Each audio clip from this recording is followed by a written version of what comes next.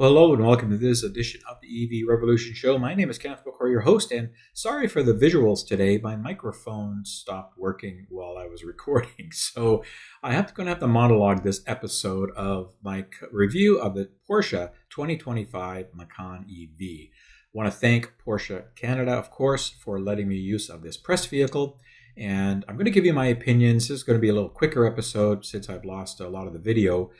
But what I can tell you is that I'm just remarkably surprised by this vehicle, the Macan EV. It is just quiet, capable, and has outstanding range.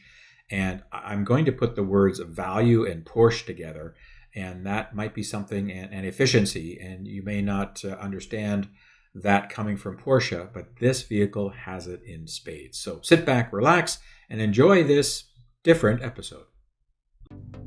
All right, well, first let's start off with the looks. I mean, this is a Porsche. You can see it in its design language, the Porsche DNA. The tester that you're seeing here is the Macan rear-wheel drive. So it's a single motor variant. There's 4 trims. There's the Macan 4, the 4S, and the Turbo. Those other 3 are all all-wheel drive or dual motor platforms with different specs and options available. So again, my tester was the rear-wheel drive entry-level base model. And to be honest, that would be the one that I would get. It's a fantastically equipped and capable vehicle in many aspects. But, sticking with the design, it's got that classic Porsche fly line, right? It's got frameless doors. You can get different kinds of wheels. I believe these are running 20-inch, which I really like these wheels. Entire packages, very comfortable and capable from an efficiency perspective as well. And it is one of the most streamlined SUVs on the market today in that this is the B segment SUV or small SUV segment that this vehicle represents, the Macan EV, and it is very much combines the Porsche DNA with aerodynamics and lots of engineering and thought to optimize range and consumption. And Porsche touts this as their focus on efficiency, and they've really been able to achieve it with the Macan EV. I really want to stress that fact. They've done a great job of maximizing efficiency and comfort still, and all the niceties and details and things that you would get from a Porsche product, the build quality, the quiet, the excellent agility, handling, capabilities of this vehicle, but in a very efficient EV package. And I don't know how they've done it, but my hat's off to their engineers and designers and their workforce on creating a fantastic vehicle. I want to be upfront, folks. I did not research this vehicle at all before I took it for a test drive, before I picked it up at the beginning of this week, and I've had it for several days. And my opinions are just from my experience in driving it and everything that I've seen on this vehicle and experiencing it as I've been, going back and forth to work and doing my day-to-day stuff. So as you can see, it's a stunning vehicle. It looks really nice. I like the paint color on this that it came with. Lots of really nice features, and I'm going to get into some of that. But from an overall looks and what they've been able to package and put together, Porsche has done a fantastic job, especially when you hear the price point and see all the specs that I'm going to talk about coming up. All right, so let's get into some of the specs here. From a power perspective, as I mentioned, this is the single motor rear-wheel drive. It's got one motor, puts out 355 horsepower and 415 pound-feet of torque. Puts that power to really good use in moving the vehicle from 0 to 100 kilometers per hour in 5.7 seconds. Remember, this is a 5,000 pound vehicle. That's pretty fast for that single motor.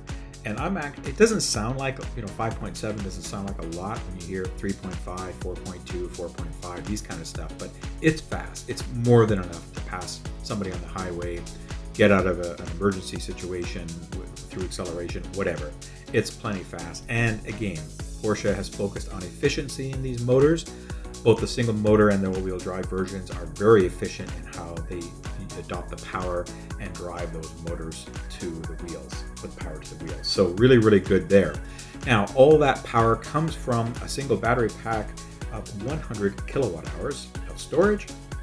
That's gross. And of course, this is an 800 volt architecture system. Very important when you look at energy density and power delivery and also charging. Now, the range estimates on these from NRCan are estimated at 507 kilometers or 315 miles, I can tell you the single motor variant is far outpacing those in our can ranges, and I'm going to talk about ranges a little bit later and what I've got, but this is a fantastic vehicle when it comes to range.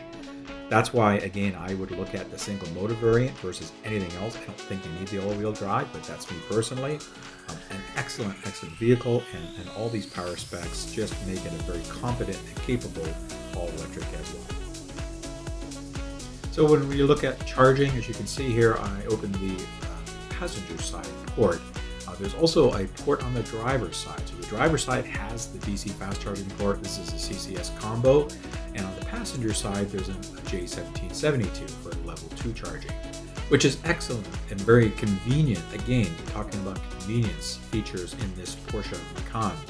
So for level 2 charging, up to 11 kilowatts, which seems to be the standard.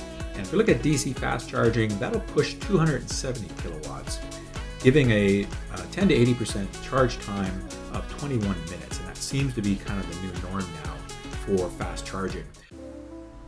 So from a cargo perspective and practicality, the Macan EV has been designed to be family friendly, and it is still a Macan with all the usability and high quality equipment, but in a decent family sized interior. Remember folks, this is a small SUV category vehicle, but it has a pretty good sized front, as you can see by these pictures. It has 84 liters or 2.9 cubic feet of space. That's pretty good by what we've seen for many OEMs today in their front sizes. So very practical, lots of stuff that you can put in there. And I think they've done a great job at, again, maximizing that practicality. And we look at rear cargo space. Behind the second row, we have 540 liters or 19 cubic feet. Put the first row down, put that second row down, and behind the first row, we have 1,348 liters or 47.6 cubic feet. So a good amount of storage space. And by the way, this can also tow 2,000 kilograms or 4,409 pounds, which is pretty good. Here's some video of me getting in and out of the vehicle in the back seat. Pretty straightforward, pretty easy, good headroom, good leg room, very comfortable.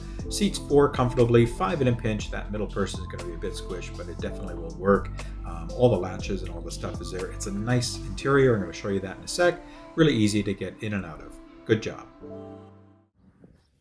I'm showing you the front side of the interior here as I get in and show you some of the dash. Again, nicely equipped. This has multiple power seat options, all kinds of goodies. Love that Porsche steering wheel. It's very comfortable, very nice. Just help me get in here and just show you, you've got your digital cockpit, which is a trademark of the VW group, a lot of their signature vehicles here.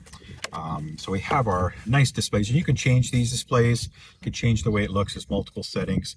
Of course, it's giving me the doors open. For the doors open, but you have your nice wheel controls for your cruise and some of your music and favorites buttons. This is the program for the recuperation. It's either on or off, and I'll talk about that quickly in my driving. But a nice cockpit here. It's really digital and analog elements, as they say. So there's a lot of digital components, but you do get some hard buttons here in the HVAC controls, which I like. They're soft and hard. So you've got a combination there of what you want to do up and down. So if you want, again, put the heated seats on, you press down and this whole plastic bezel goes, but it knows what you're touching. Volume control, mute, on and off, that kind of stuff, which is always nice for the sound system. So it's got really nice sports car kind of ergonomics, and it is a little sports carish in that the center console is a little big here, so it does kind of narrow, but it's not uncomfortable at all. It's got some nice storage down there as well. Good cup holders. I'm big on the cup holders because I use them every day. All that kind of stuff. Big glove box. Good visibility here as well. Again, it's a 12-inch curved display that's on that instrument cluster with a 10.9 on the passenger side. You can get a heads-up option, and as you can see, I've got it integrated with Apple CarPlay here. We're doing some Spotify music streaming, and so it's really a nice, comfortable place to be. The seats are really comfortable. They've got the sunroof controls up here, which do open that. If I push this button here, you'll see that it opens the power sunroof, and I can slide it back and all that kind of stuff. So I'm going to close it because the wind's picking up and it looks like it might rain soon. They are calling for rain today, but a really nice, pleasant place to be, and good for both front passengers. All right, and here's the rear seat room and materials. As you can see, a nice use of materials. I wouldn't go with the white myself. The lighter materials, I'd go with dark, but Everything is nicely done, good quality materials. You've got a nice center console there for some rear HVAC controls and some couple of USB in the bottom and outlets for the air. Really comfortable. Again, 2 for sure in the back, 3 in a pinch. You've got that middle belt and all the latches for safety, kid seats and all that stuff there. Really nice interior, very high quality. Just give you quickly my driving thoughts about this vehicle. I mean, it's outstanding. It's quiet, it's capable. It's just a fantastic vehicle to drive. You know, Porsche has engineered this with their driving dynamics DNA, everything from the active suspension to the off-road capabilities that this vehicle has in lowering it up to 10 millimeters if you're going off-road, of the design of the front bumper for departure angles on off-road, that kind of stuff. So you can have some fun with this in that aspect. But as a daily driver and a people mover, it's outstanding. It's been quiet. It's a very, very nice ride. It's much better than even the Juniper Model Y from a ride and suspension capability and even sound. This is super quiet. Really, really nice. They've done an excellent job, and I'm not surprised. This is Porsche build quality, right? Everything is there that you would expect at a $150,000 price, but for $95,000.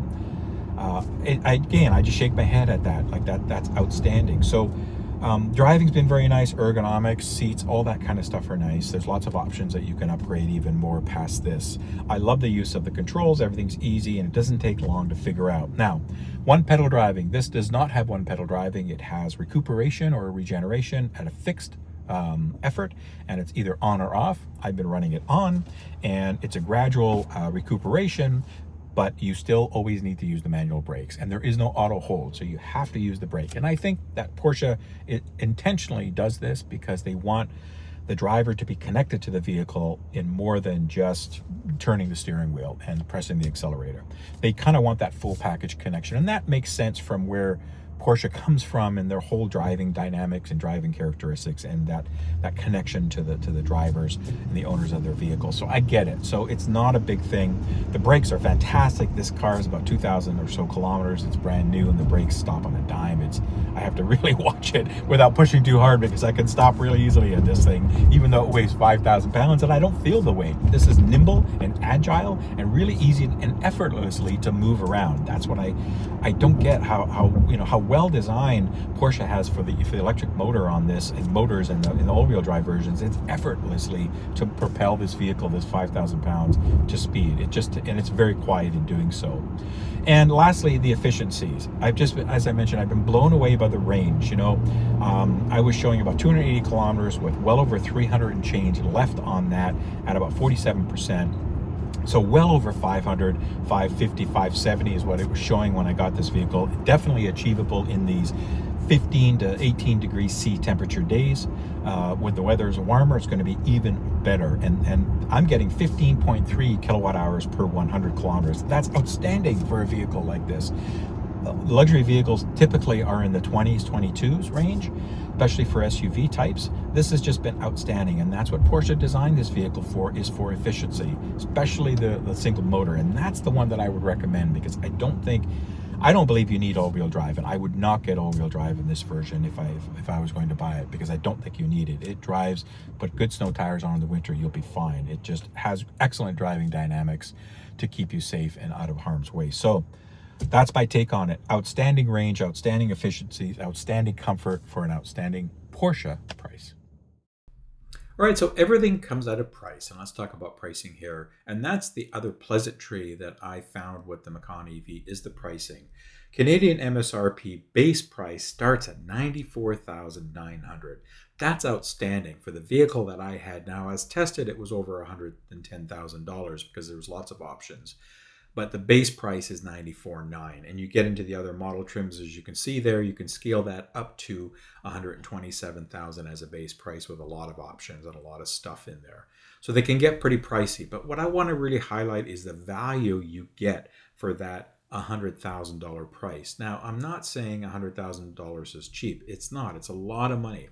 Remember, the average vehicle price, new vehicle price in Canada across the board is about $70,000. So it's more than that. But when you look at what some of the competition has, like the Tesla Model Y Juniper, at $85,000 Canadian. For 15 grand more, you get, in my opinion, a much better vehicle. A little bit less in interior room space, but much more range, much better driving, much quieter, all that stuff. It's just an outstanding value. So I hope you folks can see that. And if you're really looking at a smaller SUV, please consider the Porsche Macan EV. It's a fantastic vehicle. That's it for this episode. Thanks very much for joining me for my review of the Porsche 2025 Macan EV rear-wheel drive, an outstanding vehicle. Certainly encourage you to look at it.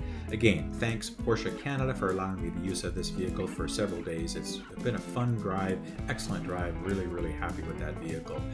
If you have one, I'd love to hear from you. Please send me an email at the information below. You can also follow me on X or Twitter. I'm there still. I don't do a lot on that, but I'm there.